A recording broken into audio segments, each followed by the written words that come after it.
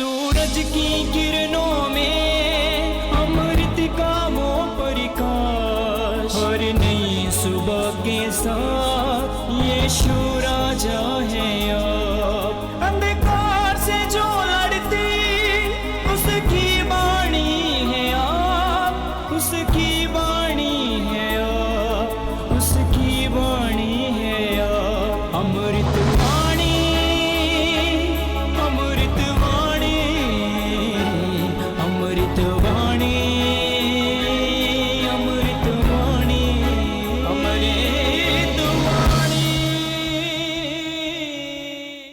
पहला पाठ राजाओं का दूसरा ग्रंथ अध्याय 19 पद संख्या 9 से 11, 14 से 21 और 31 से 36 तक।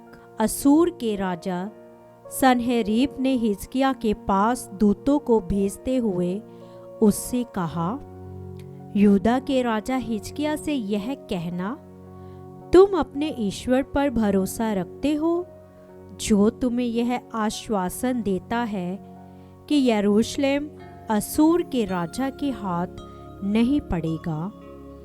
इस प्रकार का धोखा मत खाओ। तुमने सुना है कि असूर के राजाओं ने सब देशों का सर्वनाश किया है, तो तुम कैसे बच सकते हो? हिजकिय्याह ने दूतों के हाथ से पत्र लेकर पढ़ा। इसके बाद उसने मंदिर जाकर उसे प्रभु के सामने खोलकर रख दिया। तब हिजकिय्याह ने प्रभु से इस प्रकार प्रार्थना की, हे प्रभु इस्राएल के ईश्वर, तू केरूबीम पर विराजमान है। तू पृथ्वी भर के सब राज्यों का एकमात्र ईश्वर है। तूने स्वर्ग और पृथ्वी को बनाया है। हे प्रभु, तू कान लगाकर सुन। हे प्रभु, तू आंखें खोलकर देख। सन्हेरीब के शब्द सुन, जिनके द्वारा उसने जीवंत ईश्वर का अपमान किया है।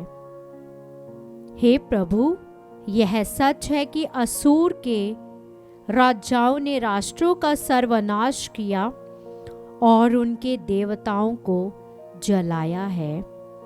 वे देवता नहीं बल्कि मनुष्य द्वारा लकड़ी और पत्थर की मूर्तियां मात्र थे, इसलिए वे उन्हें नष्ट कर सके।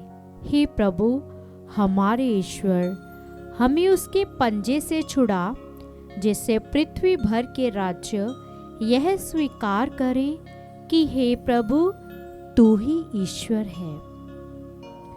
उस समय आमोस के पुत्र ईसायास ने हिजकिय्याह के पास यह कहला भेजा, प्रभु इस्राएल का राजा यह कहता है, मैंने असूर के राजा सन्हेरीब के विषय में तुम्हारी प्रार्थना सुनी है।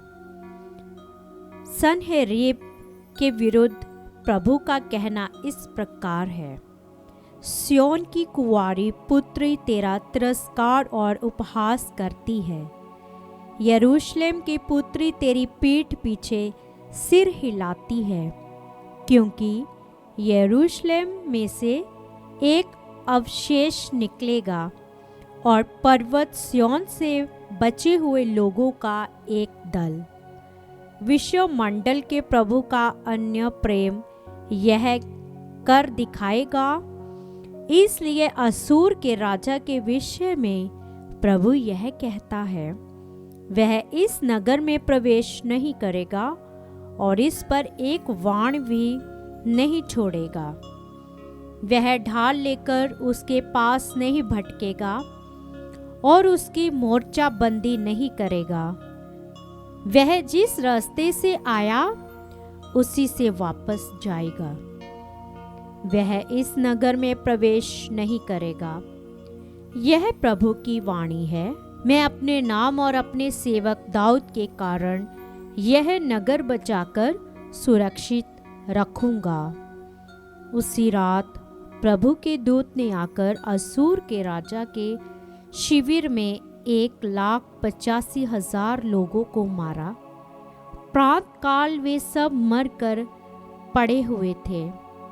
असूर का राजा सनहेरीब शिविर उठाकर अपने देश लौटा और निनवे में रहा। यह प्रभु की वाणी है। ईश्वर को धन्यवाद। भजन अनुवाक्य। ईश्वर अपना नगर सुदृढ़ बनाए रखता है। ईश्वर अपना नगर सुदृढ़ बनाए रखता है। हमारे ईश्वर के नगर में प्रभु महान और अत्यंत प्रशंसनीय है। उसका पवित्र पर्वत ऊंचा और मनोहर है। वह समस्त पृथ्वी को आनंद प्रदान करता है। अनुवाक्य। ईश्वर अपना नगर सुदृढ़ बनाए रखता है। सियोन का पर्वत, पृथ्वी का ध्रुव, राजधिकार का नगर, ईश्वर इसके गढ़ों में निवास करता और इसे सुरक्षित रखता है। अनुवाक्य। ईश्वर अपना नगर सुदृढ़ बनाए रखता है।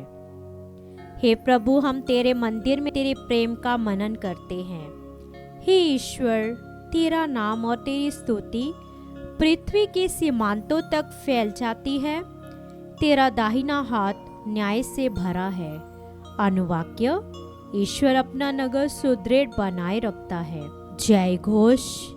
प्रभु कहते हैं, संसार की ज्योति मैं हूँ। जो मेरा अनुसरण करता है उसे जीवन की ज्योति प्राप्त होगी। हालेलुया। संत मत्ती के अनुसार पवित्र सुसमाचार अध्याय 7 पद संख्या 6, 12 से 14 तक।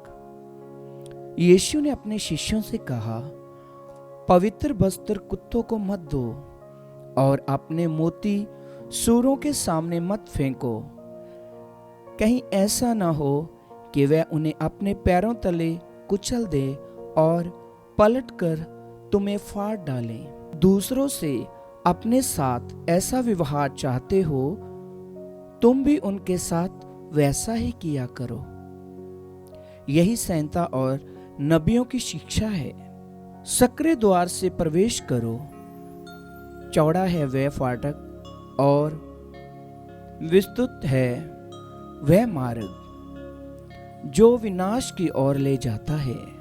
उस पर चलने वालों की संख्या बड़ी है, किंतु सकरा है वह द्वार और संकीर्ण है वह मार्ग जो जीवन की ओर ले जाता है।